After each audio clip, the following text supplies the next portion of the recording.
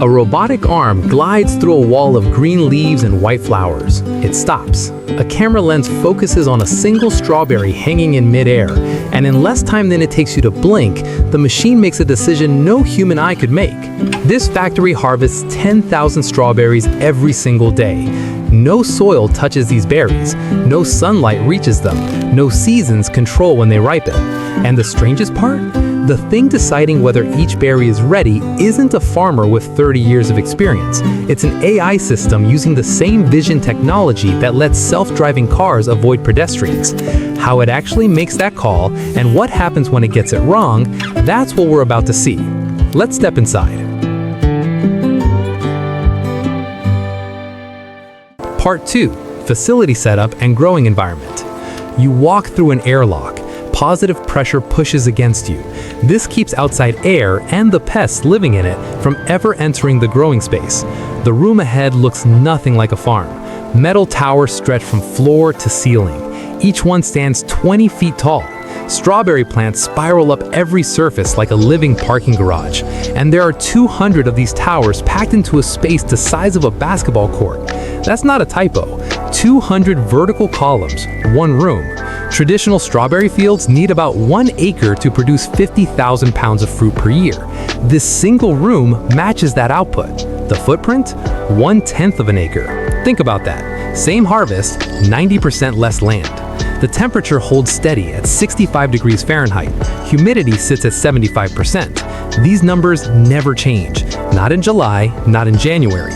The building maintains a permanent artificial spring.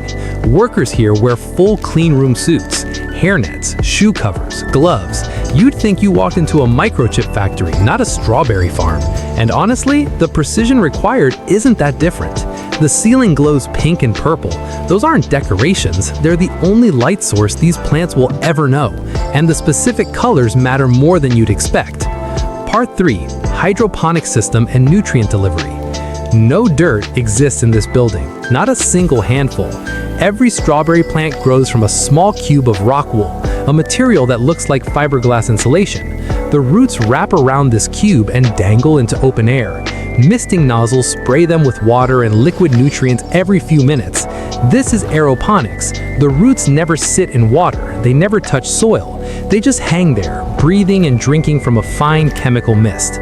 The nutrient solution flowing through those nozzles contains 16 different elements: nitrogen, phosphorus, potassium, calcium, magnesium, sulfur, and 9 others you've probably never thought about. Each element arrives in precise ratios measured to the 1/10 of a gram per liter. Here's what makes this wild. The system adjusts those ratios based on growth stage. Young plants get more nitrogen for leaf development, flowering plants get more phosphorus, fruiting plants get more potassium. The mixing happens automatically in a central tank the size of a hot tub. Sensors check pH and electrical conductivity every 30 seconds. If the numbers drift even slightly, pumps add corrective doses. A strawberry plant in soil takes whatever nutrients happen to be nearby. A strawberry plant here gets a custom meal delivered 6 times per hour. Which one do you think grows faster? The answer is 40% faster. These plants reach full fruit production in 60 days. Field strawberries take closer to 90. Excess solution drains back into the system, gets filtered, rebalanced, and pumped out again. Water usage drops 95% compared to traditional farming. Nothing goes to waste. Part 4. Plant growth and berry development.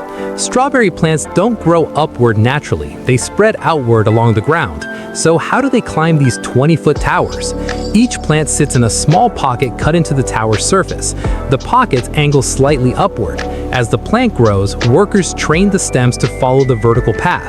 Small clips hold everything in place. One tower holds 120 individual strawberry plants.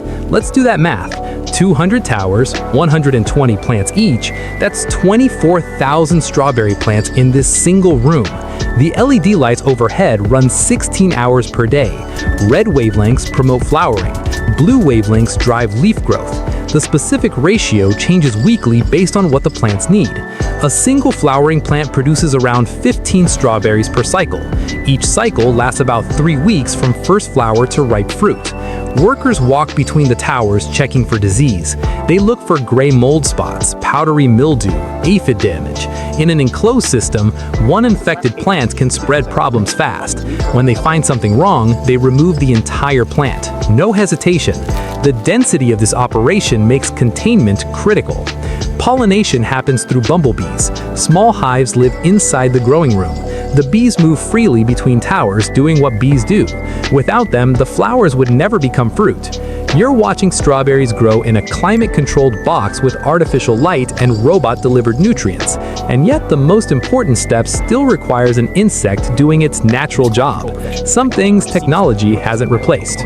Yet. Part 5. The AI Robot Harvesting Unit. Now we reach the part that makes this factory unlike any farm on Earth. A robotic harvesting unit rolls down the aisle between towers. It moves on rails embedded in the floor. The machine stands about 6 feet tall. 2 articulated arms extend from its body, and mounted between those arms sits a camera array that looks like something from a Mars rover. This is where the AI lives. The vision system doesn't see strawberries the way you do. Your eyes detect visible light, the red, green, and blue wavelengths that create color. This camera captures 12 different wavelengths simultaneously, including several in the near-infrared spectrum humans cannot perceive. Why does that matter? Infrared light penetrates the berry's surface. It reveals sugar concentrations, water content, internal cell structure. The camera sees inside the strawberry without ever touching it. A ripe berry looks red to you, but 2 berries that look identical to your eye might score completely differently to this machine. One could be perfect, one could be 2 days away from peak ripeness. The AI analyzes 32 separate data points for every single strawberry it scans. Here's what those data points include. Surface color measured across 4 wavelength bands, internal sugar density, firmness estimated through light absorption patterns, size measured in 3 dimensions, shape symmetry, stem connection strength, surface blemish detection, position relative to surrounding berries and leaves, growth rate compared to yesterday's scan. The system logs every berry on every tower every day. It watches them ripen in real time. Processing 1 berry takes 0.3 seconds. The robot scans roughly 200 berries per minute as it travels along the tower. Now here's where the decision happens. Each data point feeds into a scoring algorithm trained on over 2 million past harvests. The AI compares this berry to every similar berry it has ever seen. It calculates a ripeness probability score from 0 to 100. Above 94, the arm picks it. Below 94, the arm moves on. The robotic gripper approaches at a precise angle calculated to avoid damaging nearby fruit. It closes around the stem, not the berry itself, and applies exactly 1.2 newtons of twisting force. The stem snaps cleanly. The berry drops into a soft collection cup. The whole pick takes 1.4 seconds. A trained human picker averages about 1 berry every 3 seconds. They make their judgment by feel, by color, by the way the berry resists when pulled. Experienced pickers get it right about 85% of the time.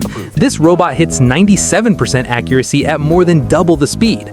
But what about that 3%? Every berry that scores between 88 and 94 gets flagged as borderline. The system doesn't reject these outright. Instead, it routes them to a secondary inspection station where a human worker makes the final call. That's roughly 300 borderline berries per day. The truly unripe fruit, anything below 88, simply stays on the plant.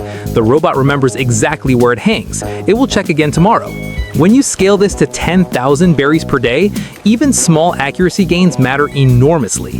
A 5% improvement in picking accuracy means 500 extra perfect berries reaching customers, instead of going to waste or shipping unripe. The robot doesn't get tired at hour 8. It doesn't rush before lunch break. It doesn't have good days and bad days. And every mistake it makes gets fed back into the training data. The system learns from its own errors in real time. That's the gap. A human picker develops intuition over years. This machine develops it over terabytes. Part 6. Post-harvest sorting and grading. The picked berries travel on a small conveyor toward the grading station. Here, a second vision system checks each one again. Same technology, different job. This station sorts for cosmetic defects the robot harvesting doesn't care about. Misshapen berries, minor surface scratches, slight color inconsistencies. These berries taste identical to perfect ones, but consumers expect uniform appearance. The grading system separates output into 3 tiers. Premium grade goes to grocery stores. These berries look like the ones in magazine photos. Uniform red, symmetrical shape, 0 visible flaws. Standard grade goes to food service, restaurants, smoothie chains, bakeries. These berries work perfectly in any recipe where appearance doesn't matter. Processing grade heads to juice production or freezing. These berries taste fine, they just don't look fine. Nothing gets thrown away. That's the dirty secret of traditional strawberry farming. Up to 30% of harvested fruit never reaches consumers because it fails cosmetic inspections. Here, different grades simply go different places. A robotic arm sorts each berry into the appropriate lane in under half a second. No human touches them until packaging. Part 7. Packaging and cold chain. Temperature dropped the moment those berries left the plant. The grading area holds at 38 degrees Fahrenheit. The packaging room drops to 34. The loading dock sits right at 32. Strawberries start losing quality within hours of harvest. Cold temperatures slow that decay dramatically. The goal is getting from plant to refrigerated truck in under 45 minutes. Plastic clamshells arrive on a separate conveyor. Each one holds exactly 16 ounces. Berries funnel in from above. A vision system confirms proper fill weight and arrangement. The lid snaps on automatically. Labels print in real time with lot numbers linking each package to its exact harvest time, tower location, and robot unit. If a quality complaint comes in from a store 1,000 miles away, the factory can trace that specific clamshell back to the individual plant that grew it. Packed containers move directly into refrigerated trucks waiting at the dock. These trucks maintain 34 degrees for the entire journey. The strawberry you buy Thursday might have been hanging on the plant Monday morning. Compare that to imported strawberries that spend 2 weeks on cargo ships. The freshness difference isn't subtle. Part 8. Scale and numbers. Let's pull back and see the full picture. This one facility produces 3.6 million strawberries per year. That's enough to fill 450,000 grocery store clamshells.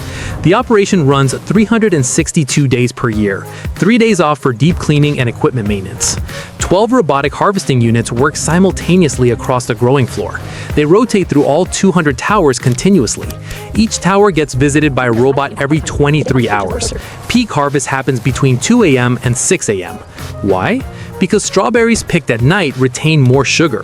The plants aren't photosynthesizing in darkness, so they're not actively moving energy around. Yes, the robots work the night shift.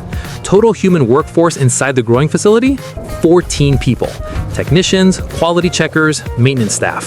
14 workers producing what would require 80 seasonal laborers on a traditional farm of equivalent output. The electricity bill runs about $180,000 per year, mostly lighting, but the water savings offset this significantly.